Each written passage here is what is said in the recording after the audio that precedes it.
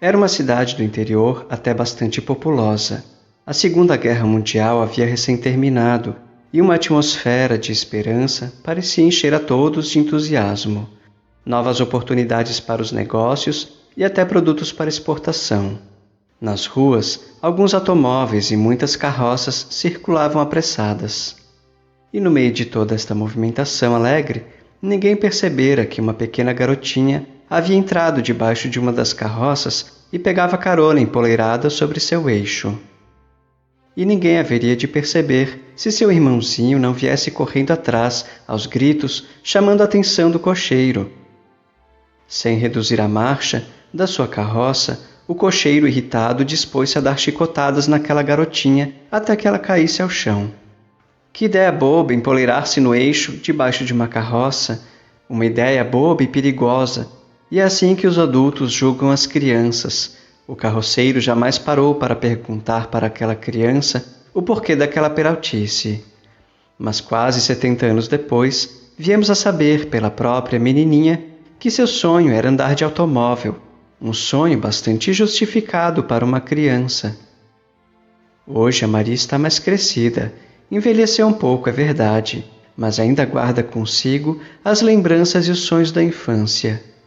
E se ela nos der a graça de nos colocar a par de tudo o que aconteceu, teremos de começar nossa história 7 anos antes, quando então ela ia nascendo. É uma pena não poder descrever tudo, tintim por tintim, tostão por tostão, porque isso levaria mais de 70 anos. Então, vamos tentar contar somente aquilo que couber neste pequeno livro. E o leitor não me julgue mal por resumir a história tão rica e cheia de aventuras que certamente poderia encher outros 20 volumes iguais a este. Mas com o tempo que dispomos e nossa pouca experiência com as letras, acredite o leitor que tentaremos fazer o melhor. A caminhada na visão de uma pessoa com deficiência.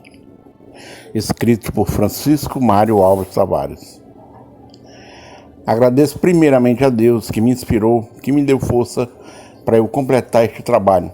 Sou grato a todos que me apoiaram e incentivaram a escrever a vida e a obra desta mulher guerreira, que criou e educou os 5 filhos sozinha, que ajuda centenas de pessoas com deficiências, idosos, ribeirinhos, estudantes, amigos de profissão diversas. Na sua trajetória, cruzou muitos caminhos, pois é contadora, administradora, gestora ambiental, cooperativista, instrutora, palestrante e conselheira das áreas das classes marginalizadas. Comprometida com o social, nunca deixou de atender alguém que lhe pedisse ajuda. Fica insatisfeita quando há a impossibilidade de atender. Registrei exatamente o que ela ia narrando, talvez tenha ficado ainda muita coisa que não foi falado, mas eu vi e registrei fielmente. Espero proporcionar uma boa leitura. Francisco Mário. Prefácio. Conheci Francisco Mário Alves Tavares, o escritor desta obra, em uma associação de deficiência localizada em Porto Velho, nos longínquos anos de 1995. Eu era funcionário do governo do estado de Rondônia e fui cedido a esta associação na época. O Mário veio trabalhar como voluntário. Passamos os primeiros momentos, nos aproximamos e começamos a trocar ideias, chegando à conclusão que estava no mesmo lado de um trabalho que iria beneficiar as pessoas que necessitavam de ajuda em todo o estado de Rondônia. Quando assumiram a presidência da entidade, receberam a visita dos diretores da distribuidora de energia, que propôs um convênio para a inserção de deficientes na função de assistente administrativo. Perguntou ao Mário e à dona Deus se eles tinham condições de atender e as suas respostas foram afirmativas. Foi marcado o dia para assinarem o contrato. Ao iniciar o trabalho, andamos todo o estado. Nos encontramos em situações adversas. Afirmo que foi nessa missão que conheci Francisco Mário e sua mãe Maria de Deus, numa caminhada cheia de pedras e espinhos, e em 30 dias os PCDs de todo o estado de Rondônia para atender a Serom. Em 9 de outubro de 1999, nasceu a FEDEF, Federação das Pessoas com Deficiência de Rondônia, a pioneira, onde embarquei com eles essa nova empreitada. Claudenor Ferreira Batista. A caminhada, além do limite. Um dia, conversando com minha mãe, Dona Deusa, resolvi perguntar um pouco de sua vida. E ela me respondeu: "Ah, meu filho, seria preciso muitos dias para me contar como nasci, como vivi e como tenho lutado." Passei a ouvir com muita atenção, pois apesar de ter vivido sempre perto dela, nunca ter me afastado, resolvi ouvir com muita atenção. Sou primogênita de um jovem casal, Sebastião e Nazaré. Nasci na cidade de Sobral, no norte do estado do Ceará, no longínquo ano de 1945. Desde o início, ser diferente já fazia parte de sua vida. Em seguida, veio momentos de tristeza e preocupação, pois a região Nordeste foi acometida de uma grande pandemia de poliomielite, uma doença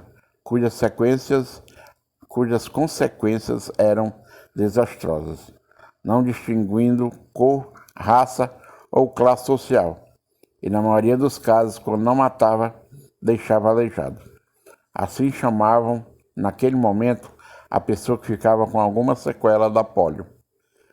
Erradicada 40 anos depois, no meio desta pandemia, Dona Deusa foi acometida, o que causou grande preocupação, pois, como era de se esperar, a menina com febre alta não ficava mais em pé e a perna direita foi afetada. Neste momento, os pais de Dona Deusa procuraram os profissionais de saúde da cidade de Sobral para visitar vários médicos, em busca de tratamento possível para amenizar as sequelas, e sem resposta da medicina, resolveram por conta própria tratar em casa, à base de massagens com óleos canforados, infusão, e depois de 3 meses de muita dedicação, veio os primeiros resultados satisfatórios, iniciando os primeiros passos. Educar para enfrentar o preconceito. Prevendo o que poderia acontecer num universo totalmente preconceituoso em que vivia a região Nordeste naquela época, onde qualquer diferença era imediatamente discriminada por menor que fosse, seu pai, um homem sempre à frente do seu tempo, procurou uma forma de preparar a filha para enfrentar e superar todas as dificuldades que encontraria pelo caminho, sem deixar trauma. Orientou a filha falando de sua maneira: "Maria, você tem uma diferença na perna. Você não tem culpa e vai enfrentar alguns momentos difíceis pela sua vida afora. Portanto, seja melhor no que você faz. Seja o varredor da rua, mas o melhor varredor. Pois se alguém perguntar por você, todos dirão: é a melhor varredora da rua. Lembre-se, morre o homem e fica a fama." Ela diz que leva as palavras do seu pai dela ao pé da letra, procurando se sobressair no que faz. Dona Deusa conta que desde cedo teve que se virar sozinha. Quando ia completar a idade de 8 anos, sua mãe Nazaré a preparou para fazer a primeira Eucaristia na igreja do Patrocínio na cidade de Sobral. No momento de sair de casa, seu irmão adoeceu. Seu pai não estava em casa e sua mãe foi tratar do menino e disse: "Não tem quem vá com você." Ela respondeu: "Sim, mamãe, eu vou sozinha." E fiz a Eucaristia, contratei o fotógrafo e retornei para casa. Quando o mundo desmorona.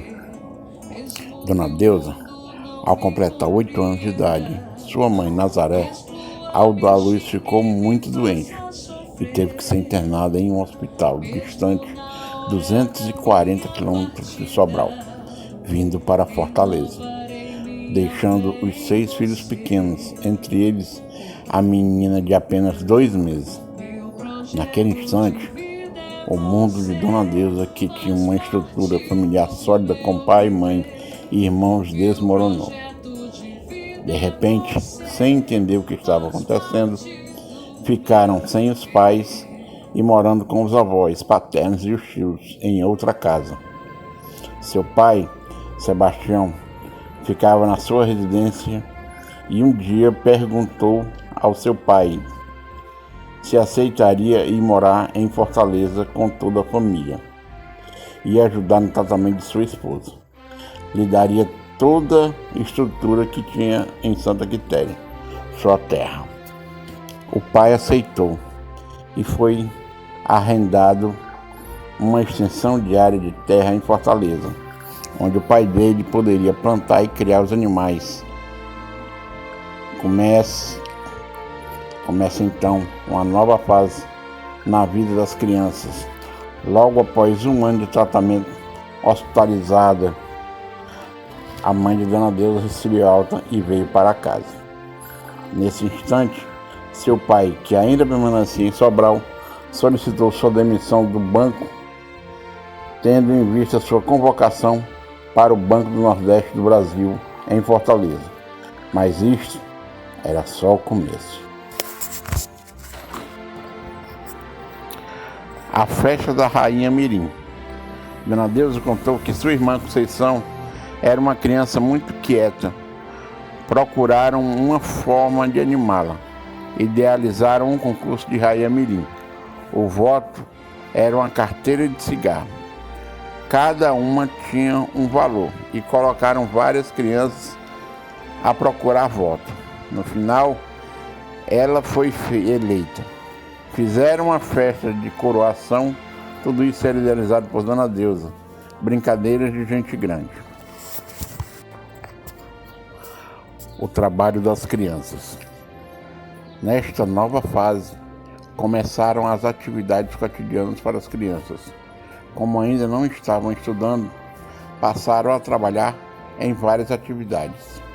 Uns limpavam a terra para plantar, outros levavam as cabras para pastar em rodízio. As atividades passavam o dia todo. Dona Deusa conta que quando era sua vez de pastorear as ovelhas, ela comia todas as frutas nativas que encontrava no caminho. O avô e a forma de ensinar aos netos. Uma das lembranças que jamais abandonará é a de todas as noites de lua cheia. Após o jantar, o avô de Dona Deusa reunia toda a família no terreiro da casa. Sentado no chão de areia fina e branca, com o clarão da lua, passava a contar histórias da Bíblia. Ele era um estudioso e profundo conhecedor do livro sagrado. Encontrou a forma de ensinar aos netos a palavra de Deus.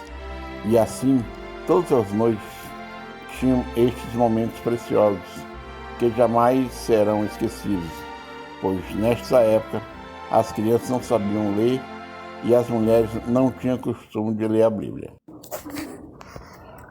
O amor acontece e não tem idade. No final do ano de 1956, Dona Deusa, com 11 anos de idade, contou que veio morar vizinha à sua casa um menino de 12 anos que vinha fazer a prova do Banco Nordeste. Era filho de um rico fazendeiro da cidade de Miraíma, Ceará. Naquele momento, várias meninas foram até ele para que escolhesse uma para namorar e a convidaram. Ela não queria ir, pois se achava muito criança. Como houve muita insistência, ela acompanhou o grupo.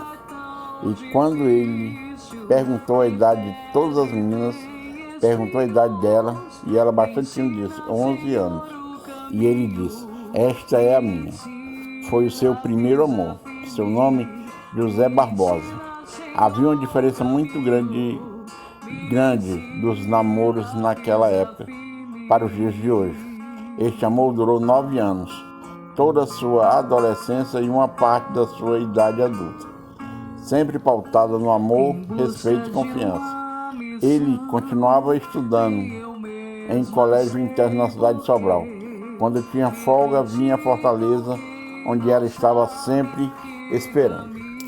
O primeiro contato com o mar. Dona Deusa me contou que em meados de 1957 tiveram o primeiro contato com o mar.